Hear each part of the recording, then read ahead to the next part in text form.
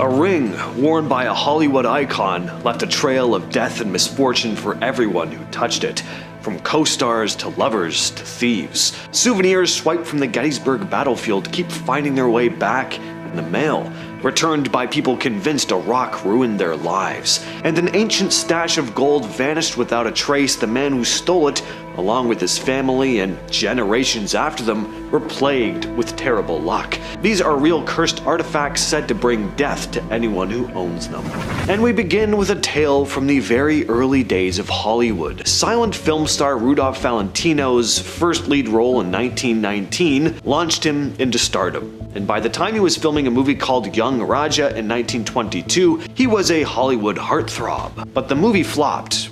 Hey, no sweat. Every actor's been in some duds, but this was only the beginning of a streak of bad luck, and some say that his misfortune was thanks to a tiger's eye ring he started wearing during the shoot. In the years that followed, Valentino went through 2 messy divorces, he got arrested and tried for bigamy, and he went on to fight with his studio over money. Then in 1926, Valentino suddenly collapsed at the Hotel Ambassador in New York. He had brutal stomach pain. At first, doctors thought it was appendicitis, but once they opened him up, they realized it was way worse. He had perforated ulcers and peritonitis, which is basically a serious infection in the lining of your abdomen. For a minute, it actually looked like he might pull through, but a few days later, the infection spread. He developed pneumonia, and without antibiotics back then, there wasn't much doctors could do. Just a little over a week after that collapse, he was dead at only 31. But this is not where the story ends.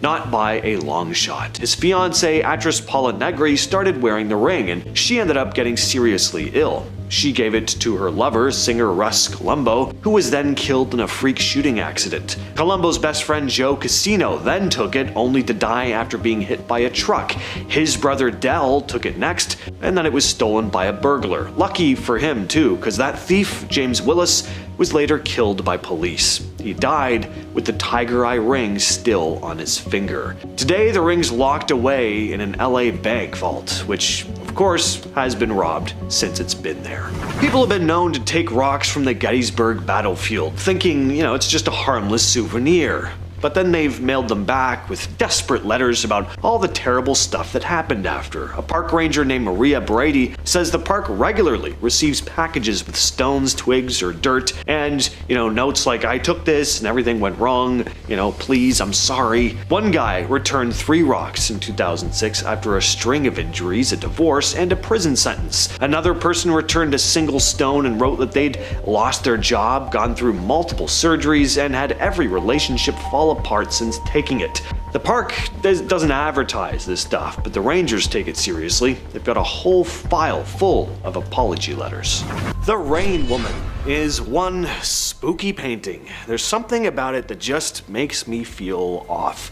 Created by the Russian artist Svetlana Telets in 1996, the painting portrays a pale, thin woman with a strange hat standing in the rain. It's not a disturbing scene in itself like a lot of other pieces of art on this list, but there's something very unsettling about this figure. On top of that, there are these stories surrounding the piece. For one, Telets herself said that for about 6 months before she even started the piece, she felt like she was being watched. Not like, I think someone's looking at me from across the street kind of feeling, no, more like there was something in the room with her constantly. That kind of creeping presence you can't see but feel in your bones. When she finally began the painting, it got even stranger. Telets claimed her hand didn't feel like it was her own while she worked. She described it like something else was guiding her brush, like she was just the tool and not the artist anymore. The painting has passed through several hands over the years, and nearly every person who's owned it reports some kind of emotional disturbance. Chronic insomnia, recurring nightmares, and a sense of despair so heavy it can actually drive people to return the painting. And some say they could feel her watching them at night, not just from the wall, but from places she shouldn't be, like the foot of their bed or just outside the doorway, staring through the small crack in the door leading to the shadowy hallway beyond it. It's said that the rainwoman can leave the painting. Owners have reported seeing her walking around their homes in the middle of the night. They'd catch a glimpse of a soaking wet woman out of the corner of their eye, only to look and see nothing there. It's also said that the longer you keep her, the worse things get. She attaches herself to you, feeds off your mood, makes your thoughts darker. Doesn't matter if you hide her in the closet, turn her to face the wall, or even lock her in storage, that feeling of being watched, being followed, it just sticks. And that's why nobody wants this painting around for long. Arshile Gorky's life was a tragedy almost too haunting to believe. Born in Armenia, he suffered unimaginable hardships even before he made it to the United States. His mother died when he was really young during a famine. His father was unable to care for him, so he sent him to an orphanage. As an adult, Gorky's life just continued to spiral into chaos. He lost his studio to a fire. He was diagnosed with colon cancer, discovered his wife was cheating on him, and in a horrific accident, broke both his neck and arm. The guy just could not get a break. So of course, his mental state crumbled, and some say his terrible luck seeped into his art. Many of his works from 1904 to 1938 are said to be cursed. People have reported these paintings mysteriously falling off walls or just bursting into flames, often with no clear explanation. But the real creepy part is the black-haired ghost that allegedly appears near the paintings, dressed in a blue overcoat. Some people who've worked closely with Gorky's art claim to have seen the figure with their own eyes. Alright, some ghost stories, nothing all that crazy, but to top all of this off, on March 1st, 1962, a plane carrying 87 passengers, 8 crew members, and 15 of Gorky's artworks crashed just after takeoff. It went down just 2 minutes after leaving the airport, killing everyone on board. The wreckage of the plane was found in a swamp, and along with it, the destroyed pieces of Gorky's art. Coincidence? Yeah, likely, but I gotta say, I'd probably be a little uncomfortable having one of these guys' pieces in my home. This painting, simply called The Anguished Man, is one of the creepiest and most infamous haunted artworks in the world. The story goes that it was painted by an artist who used his own red bodily fluid mixed into the paint. The artist, who's unknown, allegedly created the piece in a fit of madness, pouring his own agony into the work. Since then, the painting has been rumored to be a cursed piece. Its last known owner, Sean Robinson, from Cumbria, England, claims the thing is just no good. The painting was passed down to him from his grandmother, who told him the creepy story about the artist who supposedly took his own life shortly after completing the piece. Well, shortly after Robinson brought the thing home, strange things started happening. He'd hear haunting noises like disembodied laughter or crying. He'd have this heavy feeling of dread whenever he was close to the thing, and at one point, he even spotted this shadowy figure lurking in his home one night. Eventually, he decided to just lock the thing away in the attic and hasn't taken it out since. Love Letters by Richard King may not look like anything out of the ordinary, but it has a very eerie story behind it. The painting, which hangs in the Driskill Hotel in Austin, Texas, depicts a girl holding flowers and a letter. Oddly though, guests staying at the hotel have reported feeling uneasy when they're near it, often talking about this unsettling energy in the room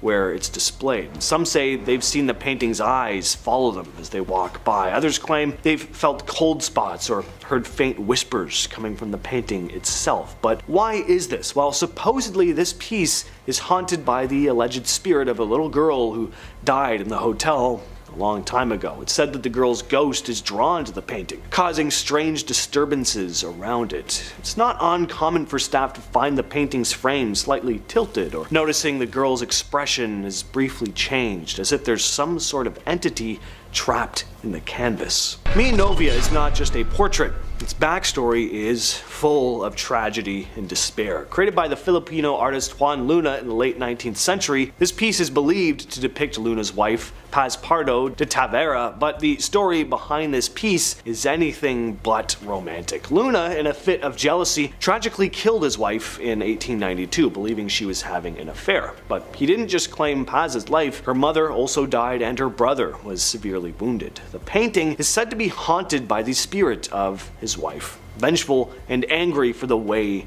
her her life ended. In 1987, the portrait was displayed at an exhibition at the Metropolitan Museum of Manila. During the opening night, something strange happened. The light bulb above Minovia exploded, plunging the painting into total darkness, while the other pieces remained brightly lit, and those who have owned the portrait claim to have experienced some odd things. While one owner went bankrupt, while another suffered multiple miscarriages. We all know Edvard Munch for his famous painting The Scream, but there's another of his work that's far more unsettling. The Dead Mother was painted in 1899, and it's lesser known, but just as spine-chilling, if not more. The piece shows a young child standing next to the cold, lifeless body of her mother. It's raw, tragic, deeply unsettling. Now, the subject matter here definitely makes some of the stories surrounding the piece easy to understand. A lot of people will say the painting gives off this overwhelming air of unease and a deep sense of sadness. The most disturbing part, though, is the ghostly aura surrounding it. The painting is said to be cursed, with multiple stories of misfortune following its owners. The most chilling account comes from the time the painting was displayed in an art gallery, where it supposedly caused visitors to experience extreme nausea and a feeling of overwhelming dread. Some were even said to have fainted. Next we have mourning dolls, and that's not like early mourning, I mean the death kind of mourning. Mourning dolls were a thing in the Victorian era, and back in those days life was incredibly tough, especially with the rampant diseases that led to high mortality rates a lot of the time in younger people. To cope with the loss of young loved ones, some families created these unique dolls known as Victorian mourning dolls. These were actually made for the parents, keepsakes designed to honor and remember their deceased daughters or sons. They were usually made from materials like wax or porcelain and dressed in black clothing to symbolize mourning and death. And even more depressing, they were handcrafted to look just like the youngsters who just croaked, with great attention to detail, and they'd usually put them on display where they used to play. Good lord. I get the idea of creating this tangible thing that's meant to keep their spirit alive, I guess, but man, that is morbid. To say that some of these things must have been cursed would be an understatement. Oh, mannequins, don't they just make you want to leave the store immediately? A lot of the time they're just faceless figures now, but they used to be a lot creepier when they were made to look more like people, with like eyes and noses and lips. Well, no mannequin hits that unsettling uncanny valley thing more than La Pascualita, an eerie mannequin that's become a must-see attraction in Mexico. This mannequin is known for its very lifelike appearance, and some people believe it might be more than just a display piece.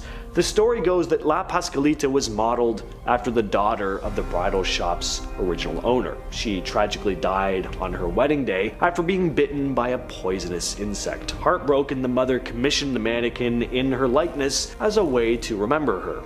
But there's always been this rumor or urban legend that La Pascualita isn't a mannequin at all, but a preserved corpse. Some claim they've seen her move or even heard her whisper. Plus, the thing is just so eerily lifelike, especially for a mannequin. I mean, just look at that hand. Ugh. This story went viral when a TikToker named Jessie V did a video on it, but the ordeal had actually been filmed for TV before that. So this is the story of Mr. Ted, a haunted teddy bear that sent a man to the hospital. Mr. Ted once belonged to a psychic medium named Debbie Davis, who claimed that the bear had some unsettling vibes. According to her, Mr. Ted had been known to cause nausea in people and even make growling sounds. So, what do you do with a growling bear that makes you vomit? Well, you take it to a haunted castle, of course, because why not? Bolsover Castle is famous for being one of the most haunted castles in England. A team of 3 volunteers then agreed to spend the night in the castle with Mr. Ted just to see if there was any truth to the story. They set up their experiment with Mr. Ted sitting on a chair next to them as they tried to get some sleep. Paranormal expert Joe Lockwood was on hand, observing from a nearby room. Well, around 3 a.m., the team lost connection with a camera, and during this weird period, one of the producers working on the TV experiment suddenly fell ill and had to go to the hospital. After this, the bear was buried in a secret location about 30 miles from its owner's home in Manchester. Fingers crossed it doesn't crawl out of its grave to growl and upset any other innocent stomachs ever again. Okiku is a haunted doll from Japan with a really tragic backstory. In 1918, a young man named Daikichi Suzuki bought a doll for his young sister, Okiku. She fell in love with it right away and took it everywhere she went. But sadly, Okiku caught the yellow fever and died just a year later, still clutching the doll in her arms. Her family built an altar for her and placed the doll there to honor her memory. But people started noticing that the doll's hair, which had been neatly styled, seemed to grow. They saw split ends and longer strands, and along with this, the family experienced odd happenings in their home. There'd be flickering lights, loud bangs, and whispers, especially around significant dates like Okiku's birthday or the anniversary of her death. In 1938, the family moved but decided to leave the doll behind, feeling it belonged near their daughter's resting place. They gave it to a local temple where it remains to this day, and yes, the hair supposedly continues to grow. Looking at this puppet, would you ever think twice about sleeping in the same room with it? It looks pretty innocuous, right? Well, according to paranormal investigator Jane Harris from Stourbridge, West Midlands, that wouldn't be advised. She'd acquired the doll from a guy named John who claimed that the wooden puppet tried to choke him in the middle of the night. So Harris decided to keep a camera on the thing throughout the night to try and see if it got up to any mischief. Well, one night, it did. On camera, she captured the string with the cross attached, which operates the puppet, slowly moving upright on its own before falling back down in the case. Harris stated, "I've never had anything as exciting as this. I've caught pictures of mists, orbs, and shadows, but nothing as physical as this video evidence." The previous owner, John, had grown up with the puppet, which belonged to his father. He said he never liked it either, that it always gave him the creeps, and that whenever friends came to visit, they'd never want to get near it. And then, of course, there's the choking incident. After John's father had died, he was clearing out his belongings, but ended up keeping the puppet, which he left on the drawer by his bed. And that very night, the incident occurred.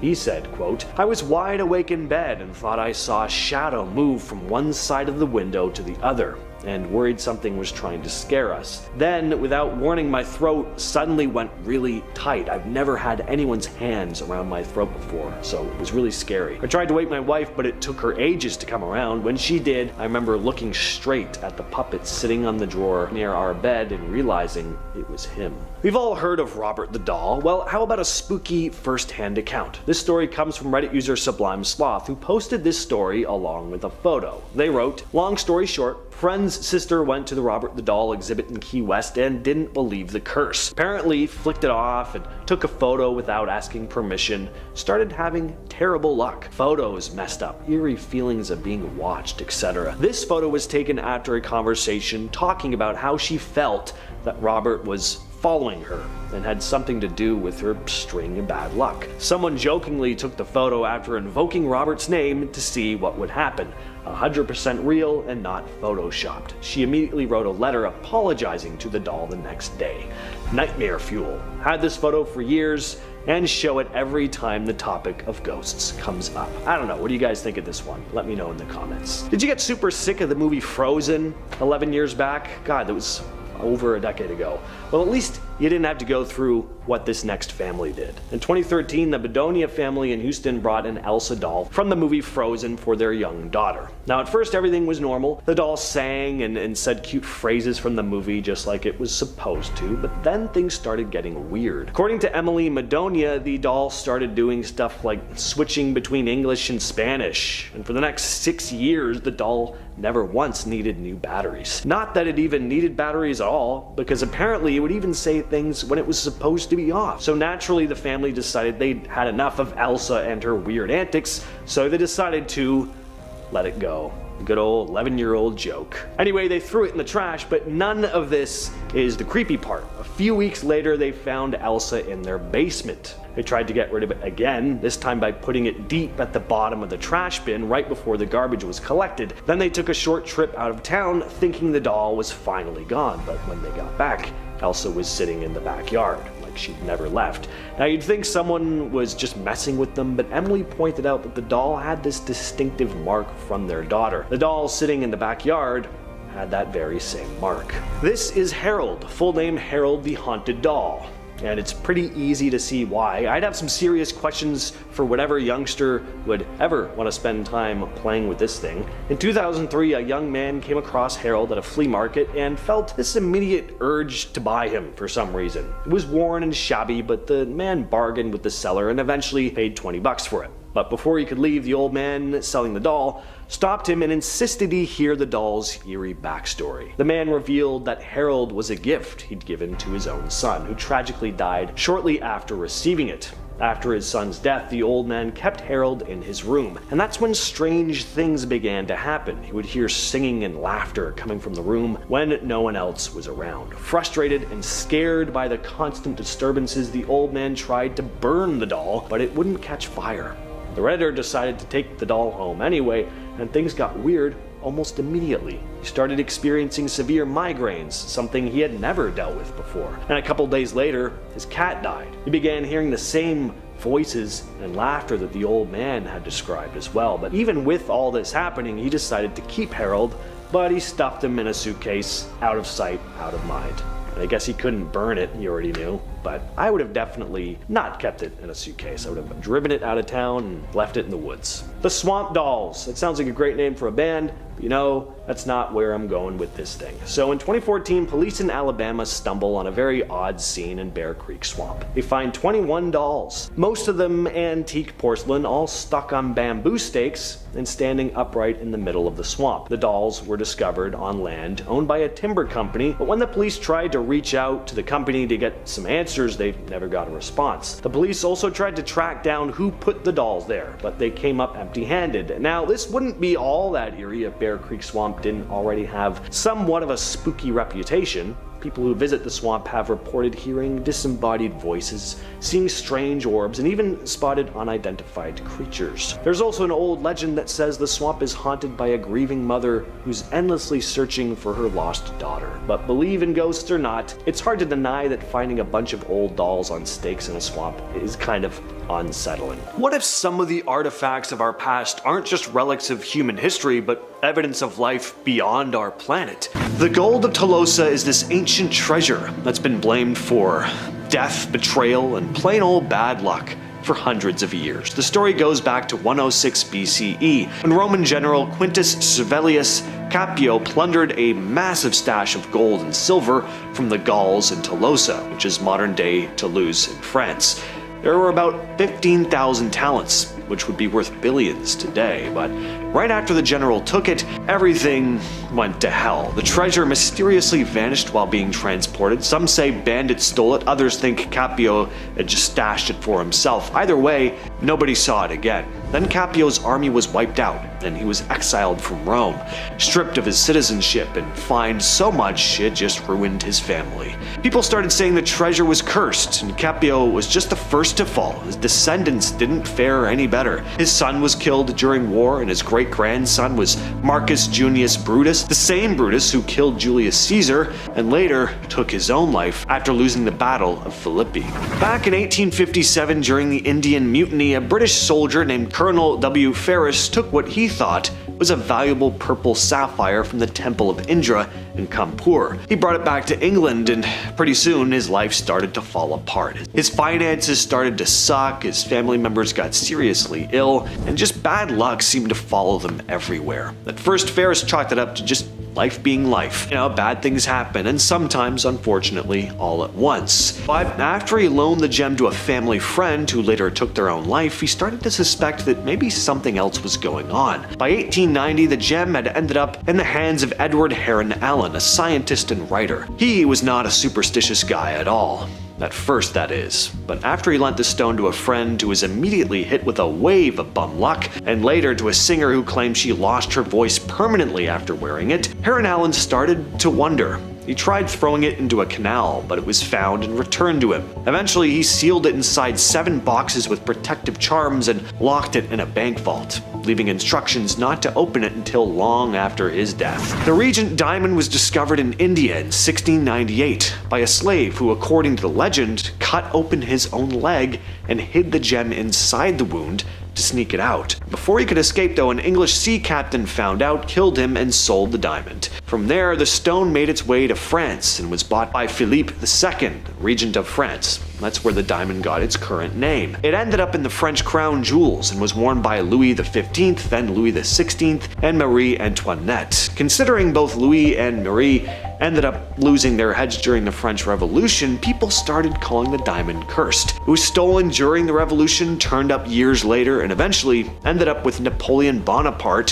who set it into the hilt of his sword. He took that into battles, into power, and then eventually into exile. The Black Prince's Ruby. At first glance, it looks like one of the crown jewels of England. And technically it is, but the Black Prince's Ruby isn't actually a ruby at all. It's a giant red spinel. A spinel is a gemstone that looks a lot like a ruby, but is actually a different mineral. Anyway, the stone first shows up in history in 1362, belonging to Abu Sa'id, the last Sultan of Granada. He arranged a peace meeting with King Pedro of Castile, but he was killed, some say by Pedro himself. The gem was taken from his body, and people say the act of betrayal kicked off what's referred to as the Sultan's Curse. Pedro gave the stone to Edward of Woodstock, better known as the Black Prince, and he never became king. He died of a mysterious illness. His son Richard II took the throne, but he was killed. Then came Henry IV, who died from disease. His son Henry V inherited the stone and wore it into battle. He survived, but the bad luck didn't stop there. The gem kept getting passed down through rulers who died young, were executed, or ended up exiled. It's now set into the imperial state crown, on display in the Tower of London. Busby's stoop chair, also known as the dead man's chair, is an old oak chair with a pretty dark reputation. The story goes back to 1702 in North Yorkshire, when a guy named Thomas Busby was executed for taking the life of his father-in-law. The two ran a shady coin counterfeiting business. They had a huge fight one day and Busby ended up killing him. Now, depending on who you ask, Busby cursed the chair either while intoxicated and sitting in it during his arrest at a pub, or while on his way to the gallows. After Busby was hanged and his body was displayed near an inn, the chair stayed at that same pub, which was later renamed the Busby Stoop Inn. That's when people started noticing a disturbing pattern. People who sat in it seemed to meet sudden violent ends. During World War II, Canadian airmen stationed nearby would drink at that pub, and locals swore the ones who sat in the chair, they'd never come back from missions. By the 70s, there were enough fatal accidents tied to it that the pub's landlord got spooked and he donated it to Thirsk Museum. Today it's still there, but it hangs from the ceiling so that no one can actually sit in it. And honestly, even if you don't believe in curses, wouldn't you be at least a little apprehensive about trying? This 19th century painting by British artist Edwin Landseer has an incredibly dark and ominous history. The painting shows the aftermath of the Franklin expedition, a real-life incident where a group of British explorers were lost in the Arctic, dying of starvation and exposure. Landseer's portrayal of the doomed men, with polar bears picking over their remains, is grim enough on its own, but there's another story associated with the painting aside from the historical event it's depicting. According to one legend, when it was displayed at the Royal Holloway University in London, students who took exams in the room where it was hung reported strange stuff going on. The light above the painting would often flicker and die, even while all the other lights in the room stayed on. Another rumor around campus was that if you were unlucky enough to sit in front of this painting during an exam, you'd surely fail it. But the most shocking claim came from a student who allegedly jumped to their death after taking an exam near the painting, leaving a note that read, "The polar bear made me do it." Zdzislaw Beksinski was a Polish artist known for his hauntingly surreal and grotesque paintings. His works often feature nightmarish scenes, twisted landscapes, and grotesque figures that seem to come from the darkest depths of your worst dreams. He's got to be one of my favorite painters. His work is just incredible. His untitled pieces are especially unsettling, though, and people who've encountered his paintings up close have experienced this profound sense of unease, like the artwork seeps into their bodies somehow. Some of his pieces are known for affecting people's mental state, with accounts of people falling ill or experiencing violent nightmares after coming into close contact with them. And given that Beksinski went out tragically, a violent death at the hands of an intruder, well, that just adds to the dark aura surrounding his art. Some believe his paintings carry this lingering curse, drawing bad energy to anyone who owns them. The portrait of Bernardo de Galvez hanging in the Galvez Hotel in Galveston, Texas is not just a historical piece, it's a cursed one, at least some say. Galvez was a Spanish military leader who helped the American colonies during the Revolutionary War. His portrait hangs prominently in the hotel, and many guests will claim that if you look at it for too long,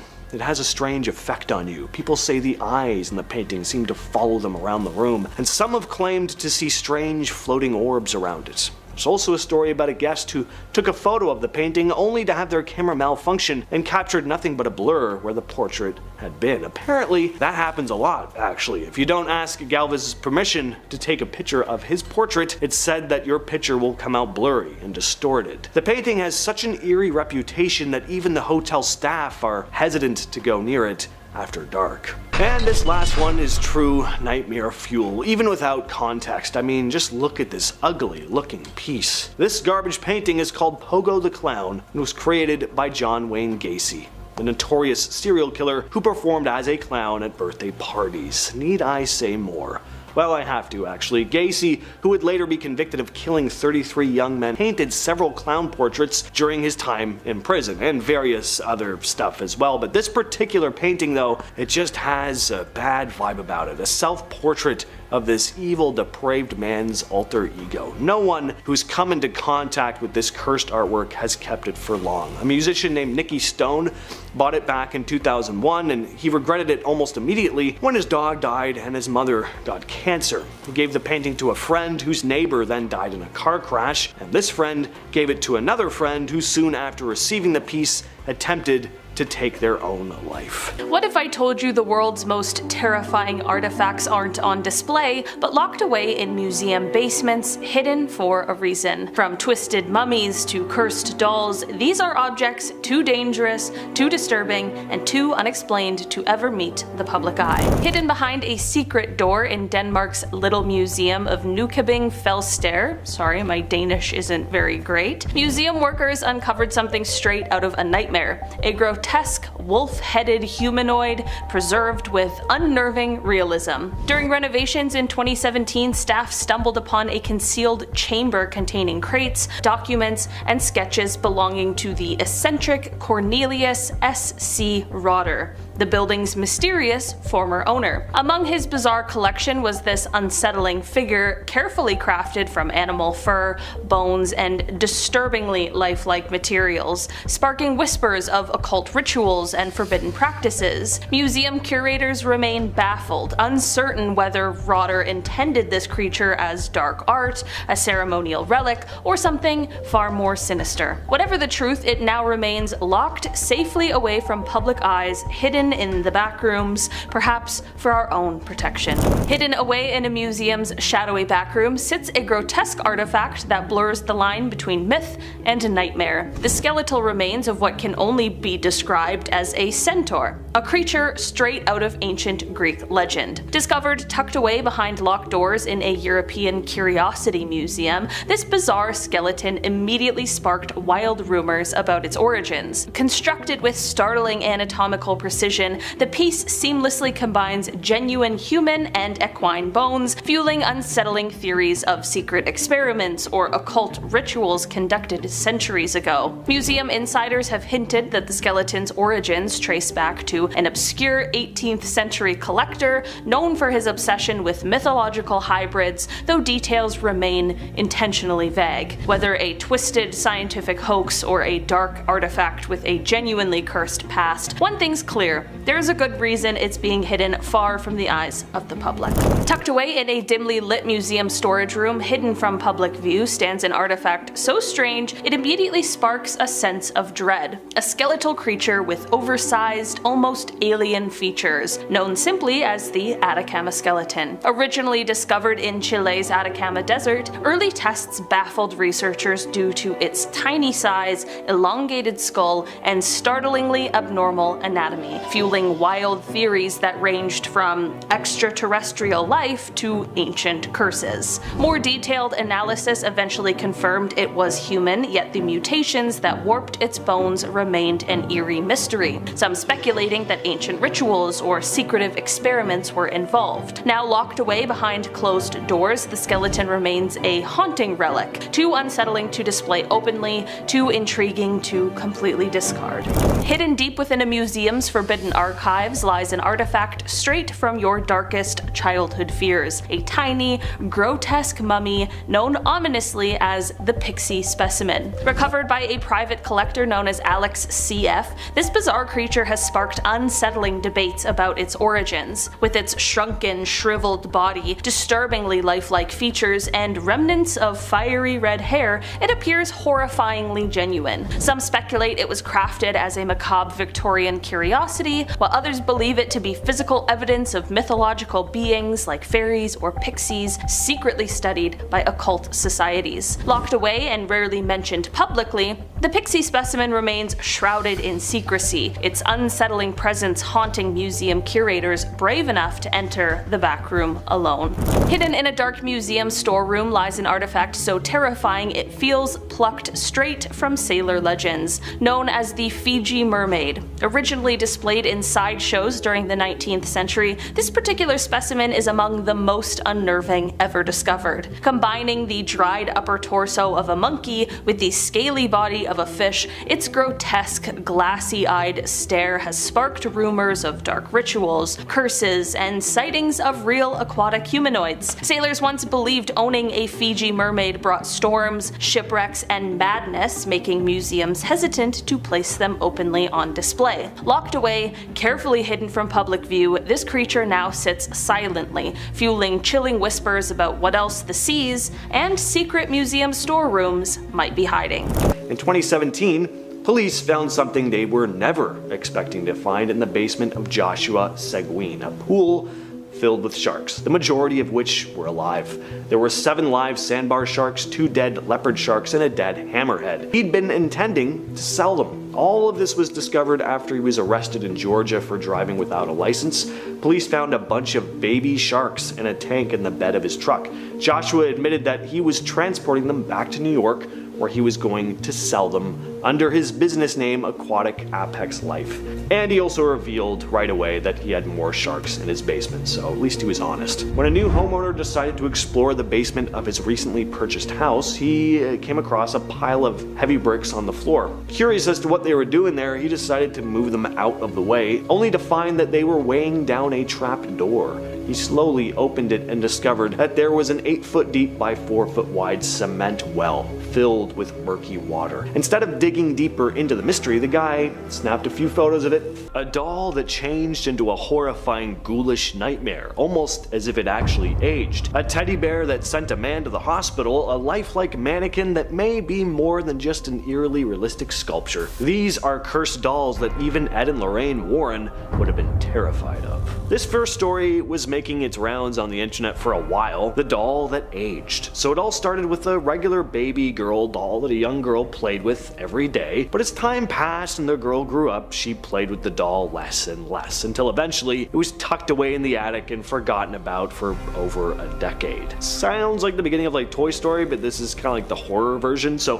fast forward to when the parents decide to clear out the attic, they're looking for the old doll, but when they finally find it, they're completely shocked and horrified to find that the doll, which had been left untouched for years, now looked like this. Just kind of different from how they remembered it. I mean, in what world would anyone ever purchase something as horrific looking as that for their young daughter? Unless, you know, you're me, because that's a reaction I would just love to see on Christmas morning. The once sweet baby doll now had this ghoulish, shriveled appearance. I mean, it looks worse than the Crypt Keeper. Horrified, the parents quickly got rid of the doll. They didn't burn it in a fire like you'd probably expect though. Instead, they took the time to actually sell this monstrosity. and managed to. Imagine if you're spending the day helping a friend move some furniture into their house when you hear the floor start to crack. Then before you know it, the floor falls out from under you and you're plummeting down below. That's what happened to 67-year-old Christopher Town, who fell nearly 30 feet down a hidden well while helping his friend move furniture into a house in Guilford, Connecticut.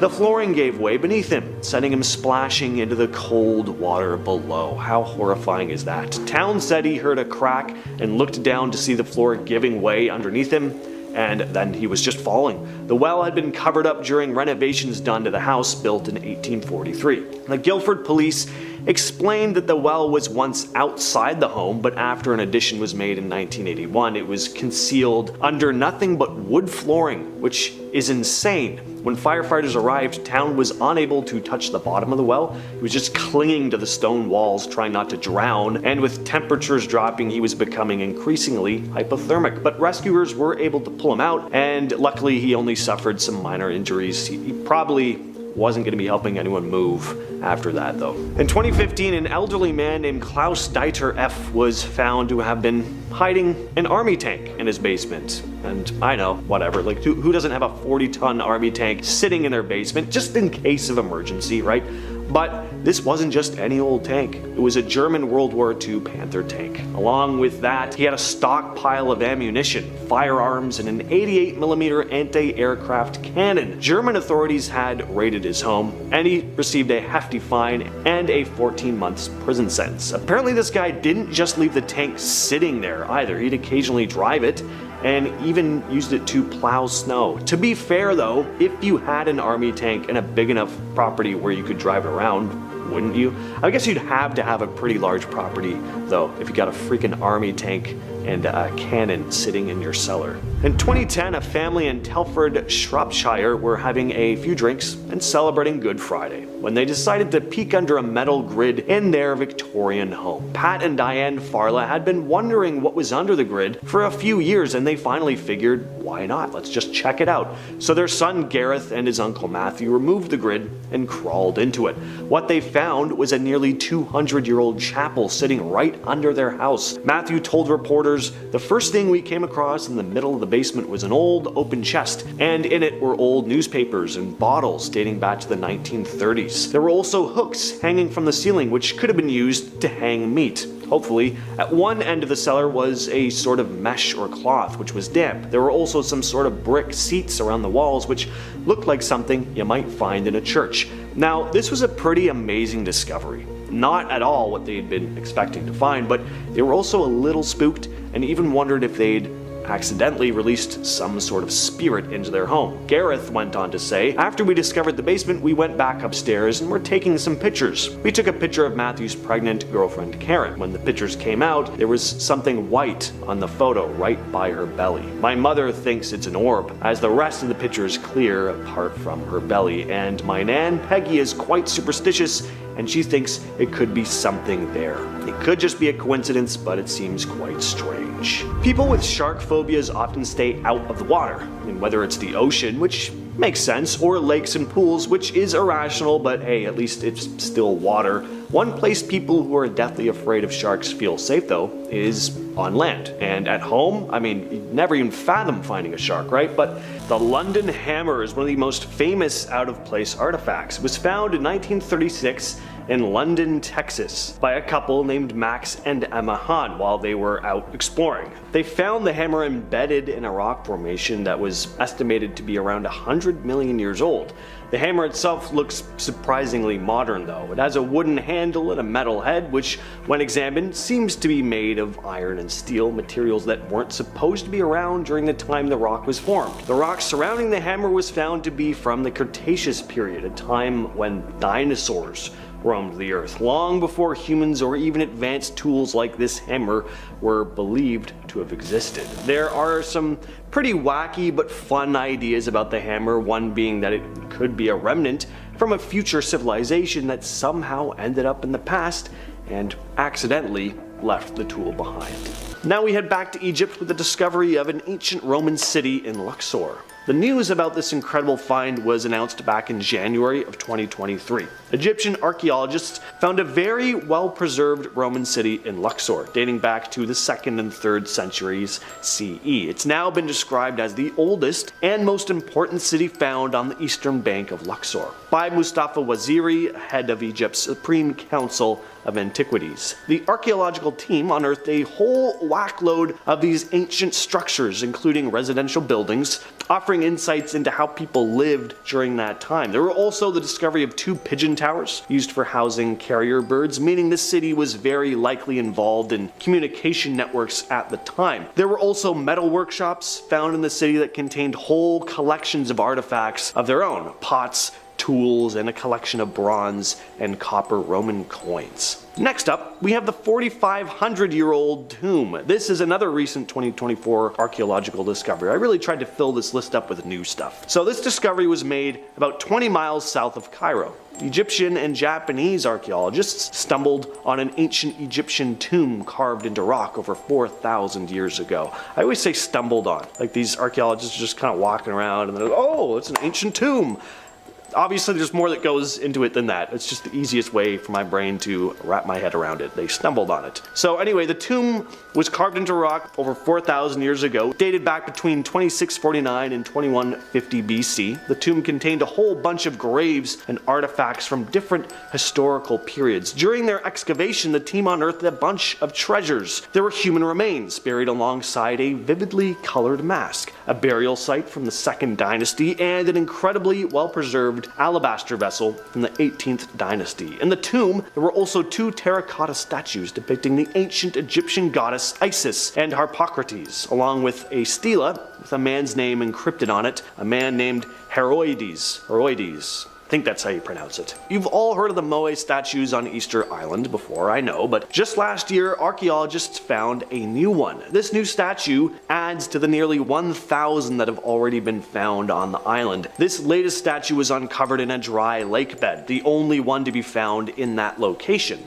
So far, anyway. The discovery was made by the organization that oversees the island's national park. Terry Hunt, a professor of archaeology at the University of Arizona, was incredibly excited about the find and described how important it is that these statues be retrieved, helping to preserve the history of the Rapa Nui people. So with how much attention and research has gone into the Easter Island statues, why was it that this one was just discovered now? Well, they're saying it's probably because of changes in the area's climate, resulting in the drying out of the lake that was surrounding the sculpture, and they're thinking it probably won't be the last one to turn up. Next, we have another exciting discovery. News about this came out just recently as well. A ton of cool artifacts were found in Brazil. And this one's pretty cool because this stuff was discovered completely by accident. This really was like stumbling on it. So there was a routine construction project going on at an apartment complex, but then construction workers came across a pretty alarming find, human bones, and then more and more stuff started turning up. There were also pottery shards, so these bones weren't recent. Turns out all this stuff belonged to an ancient civilization dating back as far as 9,000 years ago. During excavations, they found thousands of artifacts, and not only that, but these artifacts could possibly reshape the understanding of human settlement in Brazil. The site known as Rosanne's Farm was full of stone tools, ceramic fragments,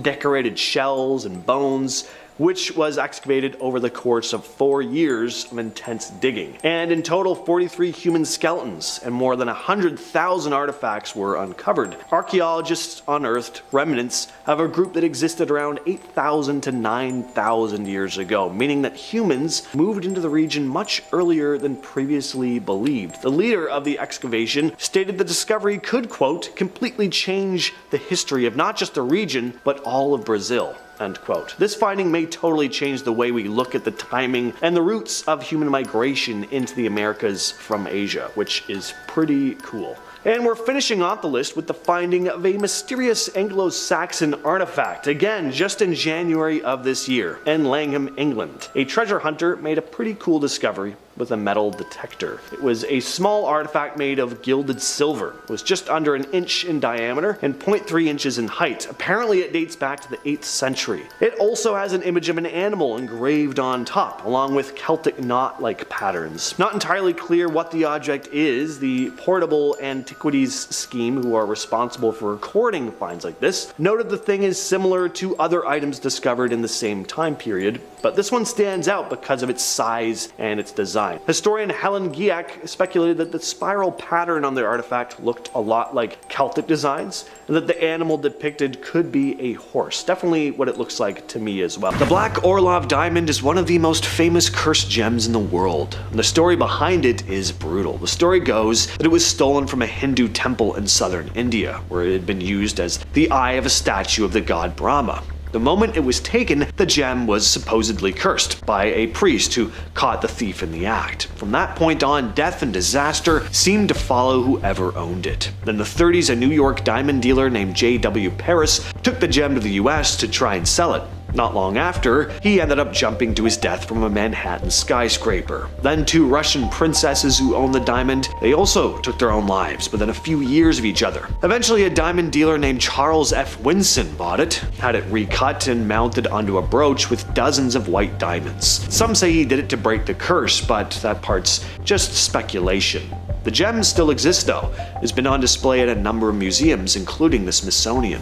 The Moon of Baroda is a 24-karat yellow diamond with a reputation that you probably wouldn't want attached to your jewelry. It was found about 500 years ago in India and spent centuries in the hands of a royal dynasty that ruled parts of the country. In the mid-1700s, it made its first trip overseas. It was briefly owned by Empress Marie Therese of Austria, mother of Marie Antoinette. After her death, the diamond went back to India, and some people blamed her fate on the diamond's curse. Then, all the way in 1953, Detroit jeweler Mayer Rosenbaum bought it and strung the diamond on a leather cord and had Marilyn Monroe wear it while promoting the musical Gentlemen Prefer Blondes. Well, that same year, her career and personal life started to spiral. The Moon of Baroda has popped up at auctions in 1990 and 2018, but both times the buyer stayed anonymous, so who knows what happened to them.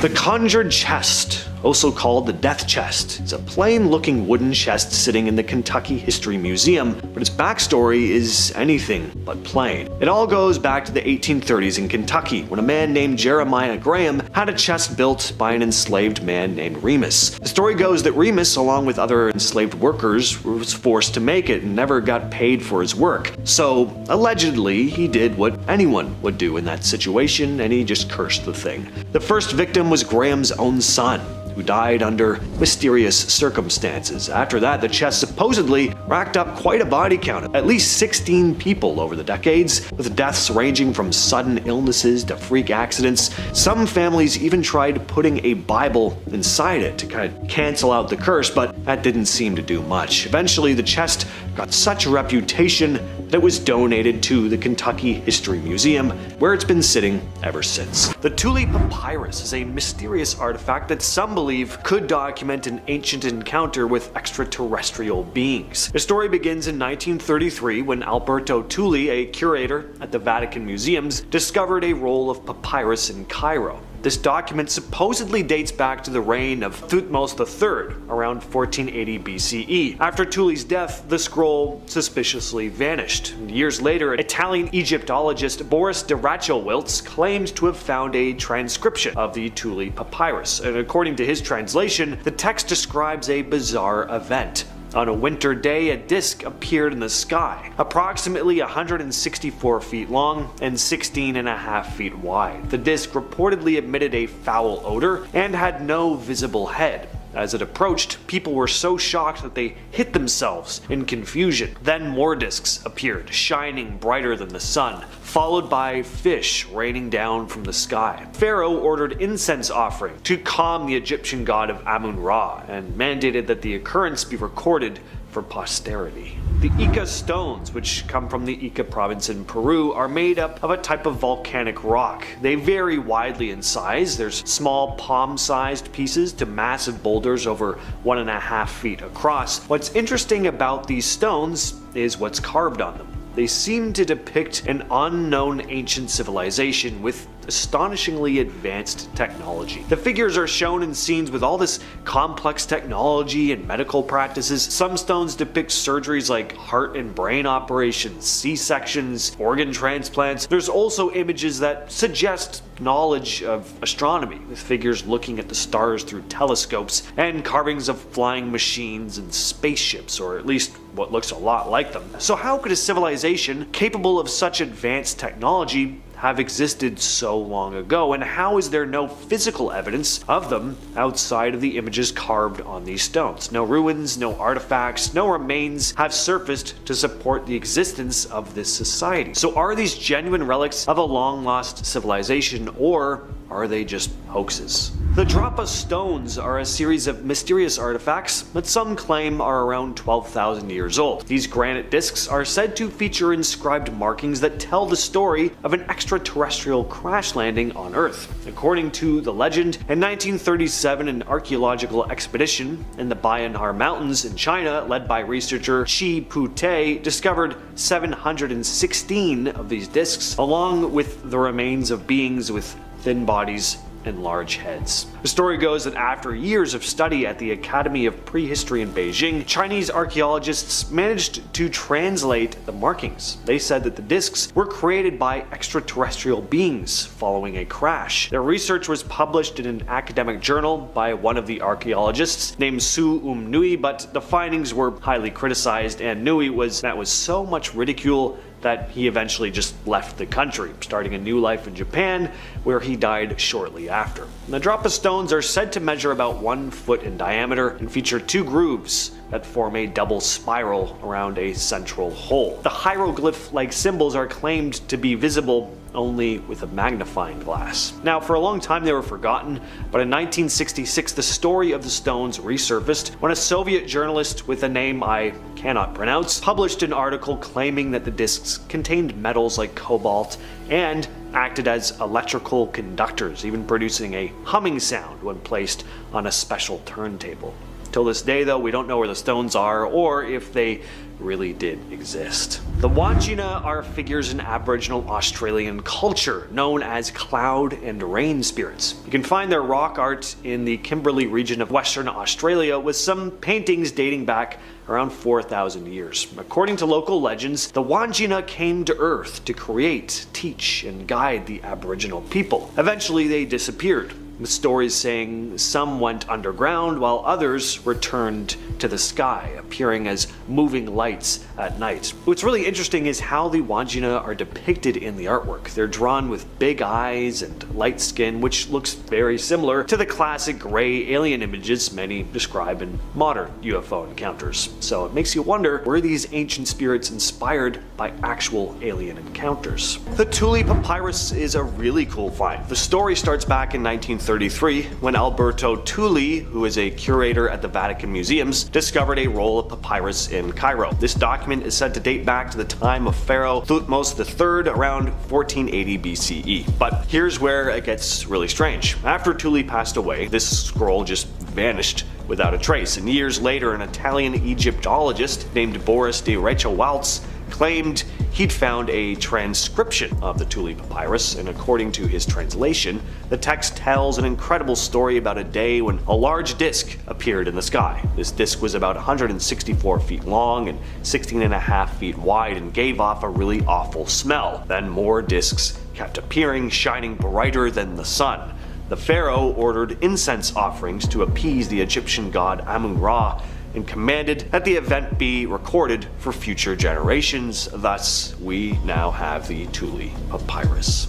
Next, let's talk about Egyptian hieroglyphs in general and some of the odd places they've been spotted, like on crashed UFOs, for example. The infamous Roswell incident in 1947 and the Rendlesham Forest sightings in 1980 were both said to have strange symbols carved into the sides of the UFOs. Some witnesses claimed to see what looked like Egyptian hieroglyphs on the sides of both craft, incredibly strange, and the symbols discovered on the Roswell UFO are said to have matched the ones found on the Rendlesham object. One specific design is apparently a triangle with 2 spheres, that appears on both.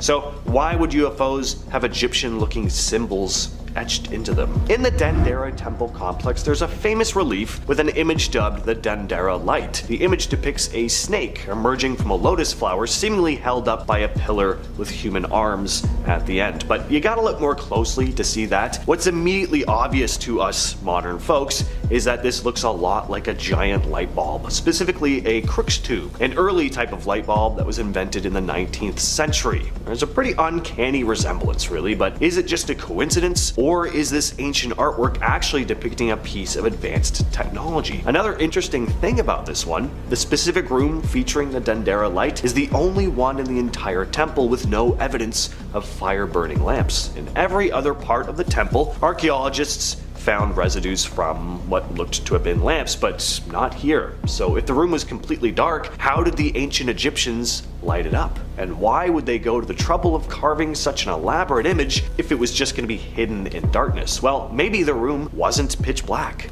Maybe they illuminated it with some other, more advanced method. The Saqqara bird is a cute little sculpture, but it's also led to some pretty interesting conversations. Discovered in an ancient Egyptian tomb near Saqqara, this wooden figure is around 2,200 years old. Now, at first glance, it looks like, a toy bird, but looking closer, and it also kind of looks like a model airplane. The wings look a lot more like a plane than a bird's wings. So it's got people wondering, did the ancient Egyptians have some knowledge of flight? Back in 1969, an Egyptian doctor named Khalil Messiha proposed a pretty cool idea. What if this bird was actually a model of an ancient flying machine? People have crafted replicas of the artifact to test how aerodynamic it is, and some of these models have been found to glide pretty well when thrown. If it's not an ancient depiction of a plane, that kid back in the day had a pretty cool toy.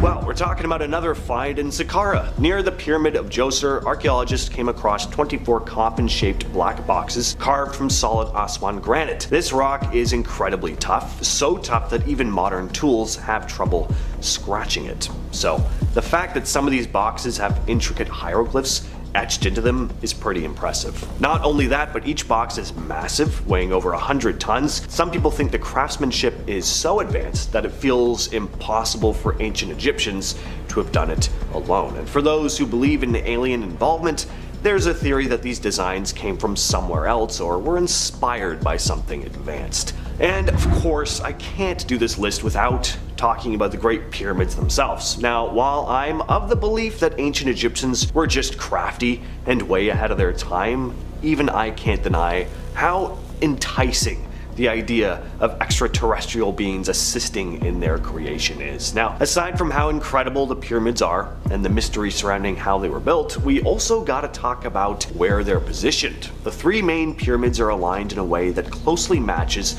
the stars in Orion's belt. The Egyptians definitely had a sophisticated understanding of astronomy. Even more fascinating is the fact that the sizes of the pyramids seem to correspond to the brightness of the stars. Two of the pyramids are nearly identical in height, while the third is about half as tall. In the night sky, two of the stars in Orion's belt shine brightly, with the third star being dimmer, mirroring the layout of the pyramids. The pyramids are also positioned in a nearly straight line with the North Magnetic Pole, so it's very impressive that an ancient civilization had such an advanced knowledge of science, geometry, and astronomy. They had to have had skills and understanding similar to what we have today to design and construct the pyramids with such perfect alignment. And again, the size of the pyramids themselves is also just remarkable. So what do you all think? Did they have some help from extraterrestrial visitors, or were the ancient Egyptians just that ahead of their time? There's something very mysterious about this pillar in India, known as the Iron Pillar of Delhi. It seems impervious to rust, even after 1,600 years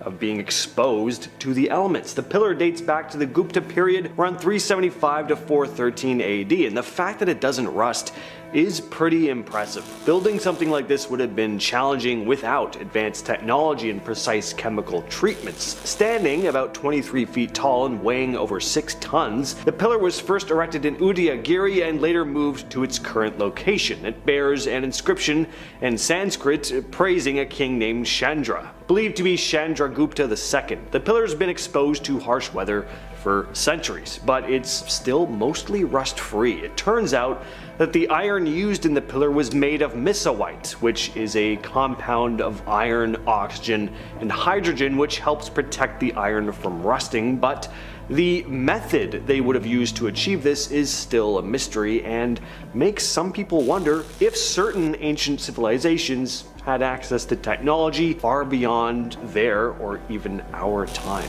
If you were to Google when the first battery was invented, you would be told that it was invented in 1800 by Alessandro Volta and John Stringfellow. Great name, by the way. But that would be wrong, because in 1938 archaeologists discovered the first true battery, which was actually created around 2,000 years ago. The batteries, made with clay jars and iron rods capable of producing more than a volt of electricity, were found just outside of Baghdad, Iraq. 3 were discovered, and since their discovery, nothing of the like has ever been found again. The exact origin of the batteries remains unclear, but what is clear is that the society that made them was either incredibly advanced or had help from someone from the future, perhaps even Volta and Stringfellow, and if that's the case, the answer Google gives you would be in fact correct. It's possible.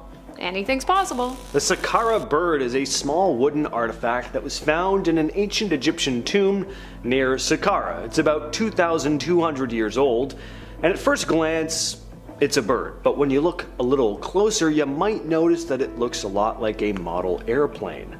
Unlike other bird statues from ancient Egypt, this one doesn't have legs, and its wings are shaped differently. It's a pretty unique design that just adds another layer of mystery to the history of ancient Egypt, which is already full of mysteries.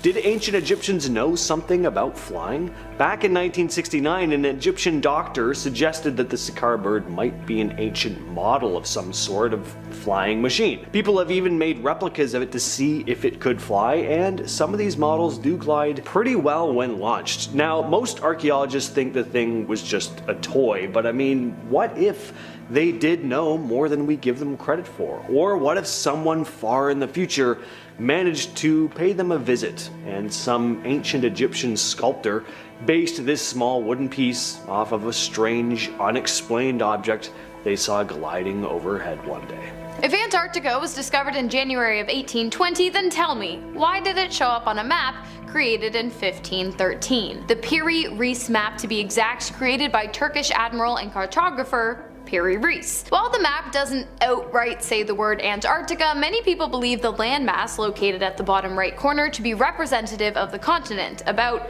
34 million years ago before it became covered in ice. This was confirmed by Captain Lorenzo W. Burroughs of the US Air Force, who said that the landmass in the Piri Reis map accurately depicted the coast of Antarctica that is now currently hidden under ice. This is strange for a few reasons. 1.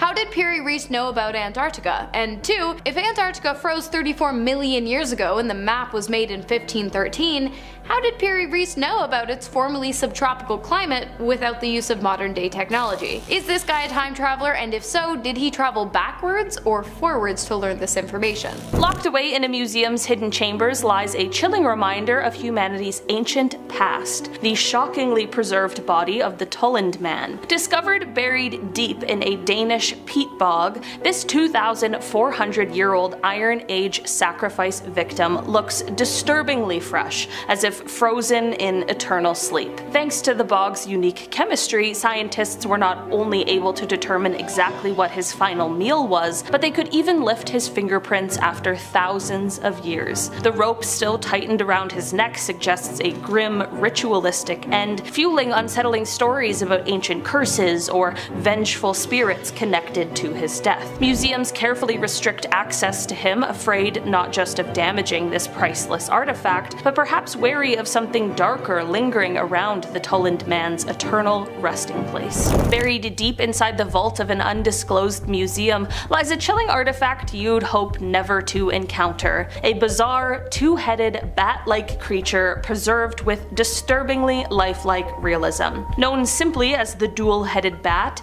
this twisted specimen was first rumored to be discovered hidden within an old Victorian Victorian mansion, stashed away inside a locked chest marked with strange, illegible symbols. Its grotesque appearance, featuring sharp teeth, elongated limbs, and unsettlingly expressive faces, immediately sparked rumors of occult practices and dark alchemical experiments from the past. Curators remain tight-lipped about its true origins, perhaps fearing that its mysterious presence brings with it sinister energies best left undisturbed. Hidden in the deepest archives of a museum's forbidden collection rests an object so chilling, many believe it holds a genuine demonic presence: the horned demon mummy. Sealed carefully in a velvet-lined wooden box, this tiny skeletal figure with sharp horns, pointed ears, and grotesque fur-covered legs immediately conjures images of dark rituals and forbidden occult ceremonies. Rumored to have originated from an 18th century occultist who claimed to have summoned creatures from the infernal realms, this artifact was quietly donated to the museum under very mysterious circumstances, accompanied by warnings never to open its enclosure after midnight. Museum employees whisper tales of strange noises and unexplained shadows around its location, leading to it being carefully locked away, far from curious eyes that might accidentally awaken something best left sleeping.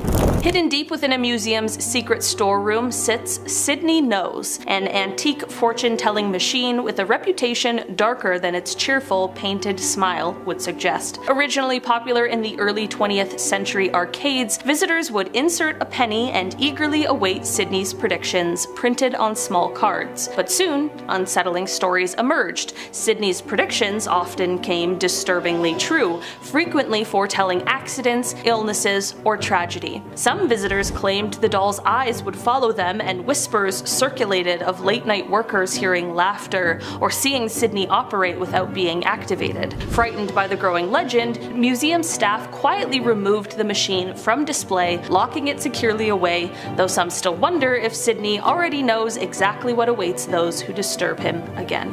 In a dimly lit museum archive sits one of the most unsettling children's books ever created, a pop-up book titled Medical Oddities, Nature's Anomalies and Carnival Gaffes. While pop-up books usually enchant children with playful characters, this particular volume does exactly the opposite. It is definitely not a children's book. Within its pages lurks a disturbingly realistic, mummified human face, accompanied by eerie photographs and unsettling descriptions of sideshow performers and bizarre anatomical specimens. Originally created as a macabre curiosity from the Neville Colmore collection, the book quickly gained notoriety when rumors began to surface about it causing nightmares, insomnia, and unexplained illnesses among those who dared to read it. Museum curators quietly pulled it from public display, locking it securely away, wary of the strange aura and the unsettling feeling that some pages are better left unopened. Basements can hold more than just junk in old boxes. From bones of long-deceased family members to possible taxidermied corpses, these are real cursed items people found hidden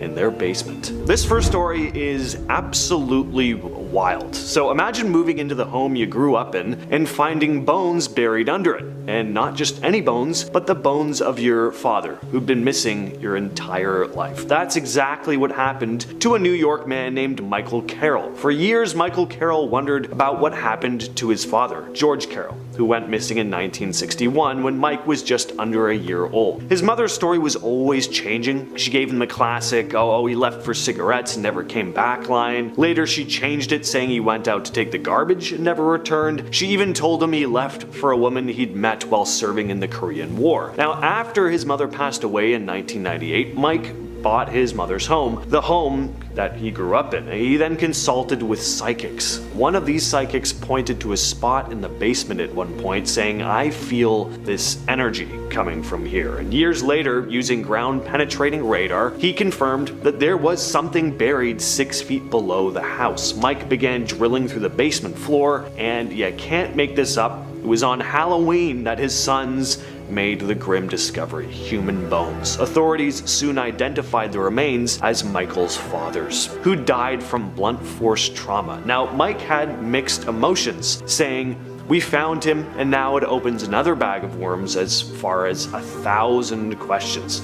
Michael had his suspicions about who might have killed his father, but he didn't want to reveal anything publicly. From Reddit user Fonzie327 comes the bunny painting. In junior year of college in western Pennsylvania at a fairly large state school, my best friend and I are moving into our place. It's a big house on the far edge of town. We start moving some of the big boxes and stuff down into the basement. The basement was an unfinished concrete square, with a smaller room that you stepped up one stair into that contained the water heater and some other pipes and stuff. So we're looking around the basement as we move stuff down there, and we're in this smaller room. We start checking out some built-in shelves and their contents. There's a large painting leaned up against the wall about 3 feet tall, and we turn it around to take a look. It's a painting of a guy wearing a one-piece pink footy pajamas type thing with the bunny ears on the hood. He's got a blade in his hand pointed towards his stomach as if he's about to stab himself, with a big smile on his face. Now, this is creepy enough as it is, but here's the real kicker. We slowly realize he's being painted from inside the smaller room, looking out into the rest of the basement. The woodwork framing on the doorway he's leaning on and some other details are exactly what I'm looking at in real life. Oh, hell to the nah. We quickly moved the stuff down there and put a large piece of furniture in front of the basement door. We didn't go down there even one more time until we moved out at the end of the year. Alright, I talked about one set of bones at the top of the video. How about a house with 1,200 skeletons or so buried under the basement? A place like that's gotta be haunted, right? Beneath a home in Craven Street in London, over 1,200 skeletal remains were found, both human and animal. These bones date back between 1757 and about 1775, right when the famous American founding father Benjamin Franklin lived in the area. The home had been used by William Hewson, a pioneer in anatomy. During that time, it was illegal to dissect corpses, so Franklin offered his basement, turning it into a hidden anatomy school. This allowed Hewson and his students to study anatomy in secret. Pretty cool little piece of history there, but would you stay in this house if you found out there'd been thousands of bodies dissected in your basement? A now deleted Reddit user posted a story about their disturbing visit to a hoarder's basement while working for a junk hauling company. And yeah, they had a lot of junk to haul here, and not the typical kind. I got called out on a job to clean out a hoarder's house. The basement looked like it was an insane asylum that a serial killer moved into. Animal skins hanging from the ceiling, old-style sewing machines, newspapers covering up windows, and clippings of certain people, glass jars filled with something, stacks of wet mattresses, old-style bed frames, a few rats, mold. Yeah, I assumed there'd be mold when I was reading that list. Where do you even start with a place like that? I mean, animal skins hanging from the ceiling. Is there really saving that basement, or you just burn the whole place to the ground? Okay, prepare to see what's gonna haunt all your dreams tonight, and probably for like weeks after this. Take a look. This image appeared on Reddit with the caption heading, "Creepy doll someone found in their basement." And yes, I thought the exact same thing you're probably thinking right now. This does not look like a doll. I went through the comments and it seems like the image was originally shared on a Facebook group by a woman who simply said, "Doll I found in the basement." People started asking what the hell the thing was, if she actually found it in her basement, or if she'd found the image somewhere on the internet. She deleted the post without having answered anyone's questions, and now we're just left with this ghastly image with all the lingering questions. Some people think she pulled the image off the dark web, and that's certainly possible. I have no idea though. I just know that I do not like it. Oh, and I'll go on to say that the top comment on the Reddit post of this doll picture is from someone I really hope was trolling, but you just never know with the internet. They commented about how wonderful the skin looks and went on to share some knowledge about taxidermying people. This led to other commenters becoming a little suspicious of the person, and one just outright asked if they were a serial killer, to which they never got a straight answer. Again, hope they're just trolling, never know.